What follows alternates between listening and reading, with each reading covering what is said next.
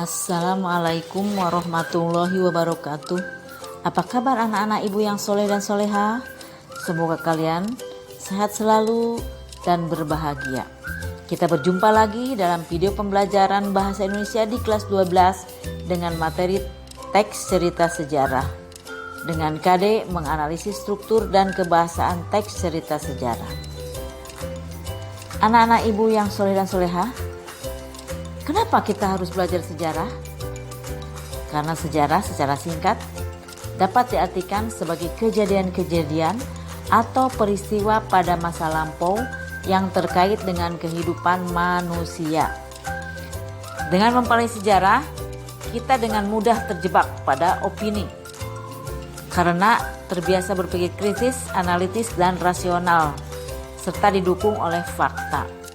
Seperti yang diungkapkan oleh Presiden Soekarno, bangsa yang besar adalah bangsa yang menghormati jasa para pahlawannya. Anak-anak ibu yang soleh dan soleha, kita lanjutkan ke definisi sejarah. Cerita sejarah merupakan teks yang menceritakan kejadian masa lampau dan merupakan fakta yang menjadi latar belakang terjadinya sesuatu yang mempunyai nilai sejarah. Sumber teks cerita sejarah bersumber pada peristiwa di masa lalu, disampaikan berdasarkan fakta, kronologi waktu, atau berdasarkan peristiwa yang benar terjadi. Jadi, teks cerita sejarah ini ditulis berdasarkan fakta atau sesuatu yang benar-benar terjadi dan bukan merupakan sebuah rekaan atau hayalan. Dalam teks cerita sejarah terdapat ciri-ciri. Yang pertama, ciri teks cerita sejarah. 1. Disajikan secara kronologis atau urutan peristiwa atau urutan kejadian. Cerita yang disajikan haruslah berurutan sesuai dengan waktu kejadiannya. Misalnya, menceritakan peristiwa pada tahun 1945, lalu pada tahun 1946, dan tahun 1947. Berurutan atau tidak secara acak. 2. Bentuk teks cerita ulang. Karena ini merupakan teks cerita sejarah, maka bentuk teks yang ditulis merupakan pengulangan cerita dari peristiwa sejarah di masa lalu atau menceritakan kembali peristiwa sejarah di masa lalu. Yang ketiga yaitu cirinya ada isi berupa fakta. Teks cerita sejarah merupakan pencerminan kembali peristiwa sejarah di masa lalu. Karenanya isi dari teks haruslah peristiwa yang benar-benar terjadi di masa lalu dan bukan merupakan sebuah rekaan atau bersifat imajinasi atau hayalan. Baik anak-anak, kita lanjutkan ke materi berikutnya. Seperti hanya teks editorial, teks cerita sejarah juga memiliki struktur. Adapun struktur teks cerita sejarah, yang pertama adalah orientasi. Berisi tentang pengenalan atau pembukaan dari teks cerita sejarah, biasanya berisi penjelasan singkat dari suatu peristiwa yang diceritakan. Kedua adalah urutan peristiwa, berisi mengenai rekaman peristiwa sejarah yang terjadi dan disampaikan menurut urutan kejadian atau waktu dari awal kejadian hingga sampai akhir kejadian. Yang terakhir adalah reorientasi. Pada bagian ini berisi komentar pribadi dari si penulis mengenai kejadian yang ditulisnya. Reorientasi bersifat opsional, boleh ada, boleh tidak. Adapun jenis-jenis teks cerita sejarah dibagi menjadi dua. Ada sejarah fiksi yang meliputi novel, cerpen, legenda, dan roman. Adapun sejarah non-fiksi terdiri dari biografi, autobiografi, cerita perjalanan, dan catatan sejarah. Novel adalah karya fiksi prosa yang ditulis secara naratif umumnya dalam bentuk cerita. Penulisnya disebut novelis. Adapun cerpen adalah cerita pendek berbentuk prosa naratif fiktif. Legenda adalah cerita prosa rakyat yang dianggap oleh sebagian masyarakat yang merupakan sesuatu yang benar-benar terjadi. Dan yang terakhir adalah roman, adalah jenis karya sastra berbentuk prosa yang melukiskan perbuatan pelakunya menurut watak dan jiwanya masing-masing. Adapun sejarah non-fiksi meliputi biografi. Biografi adalah keterangan kehidupan seseorang yang ditulis oleh orang lain. Autobiografi adalah kisah atau keterangan hidup yang ditulis oleh orang itu sendiri. Kemudian cerita perjalanan adalah teks yang menceritakan tentang perjalanan seseorang. Dan terakhir catatan sejarah adalah teks yang menceritakan fakta atau kejadian masa lalu yang menjadi latar belakang sesuatu yang mempunyai nilai sejarah. Adapun ciri kebahasaan teks cerita sejarah meliputi verba material, yaitu kata kerja yang menunjukkan tindakan yang menggunakan fisik atau gerakan tubuh.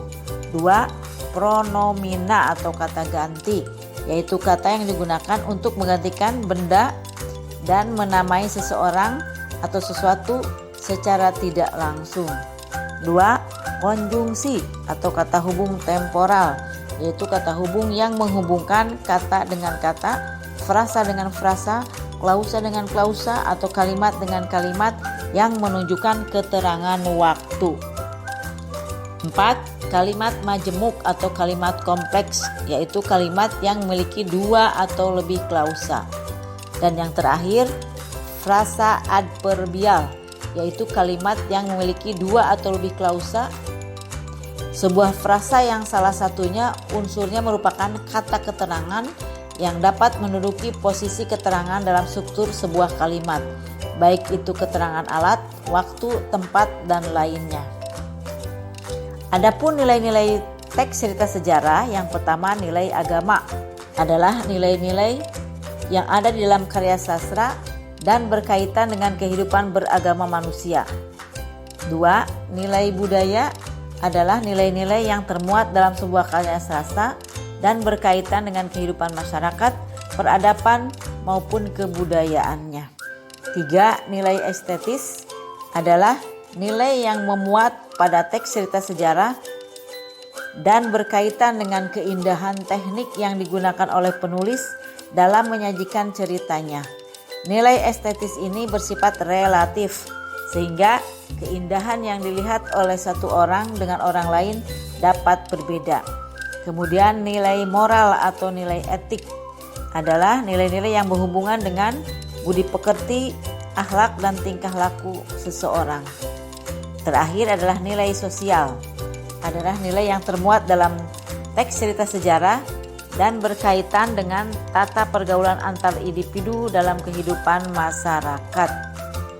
Berikutnya anak-anak ibu yang soleh dan soleha, kita bahas dulu yaitu tentang contoh teks cerita sejarah. Berikut analisis strukturnya.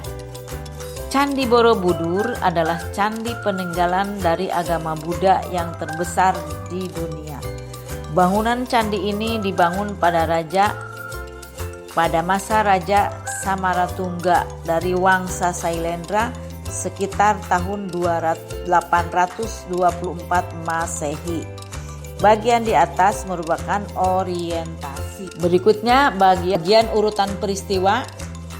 Monumen Buddha ini memiliki luas yaitu 123 kali 123 meter persegi. Candi Borobudur memiliki sebanyak 504 patung Buddha, 72 stupa terawang, dan 1 stupa induk. Candi Borobudur memiliki arsitektur peta yang menggambarkan kekentalan dari gaya arsitektur yang berasal dari India. UNESCO telah mengakui dan memakai kemegahan dari arsitektur Candi Borobudur sebagai satu di antara monumen Buddha terbesar di Indonesia dan juga di dunia.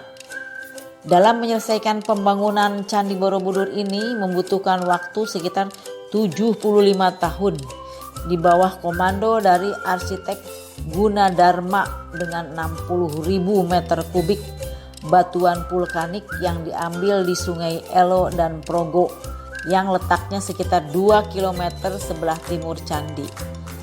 Pada saat Candi Borobudur dibangun, sistem metrik belum dikenal dan satuan panjang yang digunakan adalah untuk membuat candi ini adalah tala yang dihitung dengan cara merentangkan ibu jari dan jari tengah atau mengukur panjang rambut dari dahi sampai dengan dasar dagu. Adapun bagian reorientasi berdasarkan prasasti Karangtengah dan Kaluhunan, sejarawan J.G. de Gasparis memperkirakan pendiri Candi Borobudur adalah Raja Mataram kuno dari dinasti Sailendra bernama Samaratungga. Ia membangun candi ini sekitar tahun 824 Masehi. Candi ini baru dapat diselesaikan pada masa Ratu Pramudawardhani, yaitu putrinya. Itulah anak-anak sekilas tentang contoh teks cerita sejarah dan analisis strukturnya. Demikianlah video pembelajaran yang dapat Ibu sampaikan.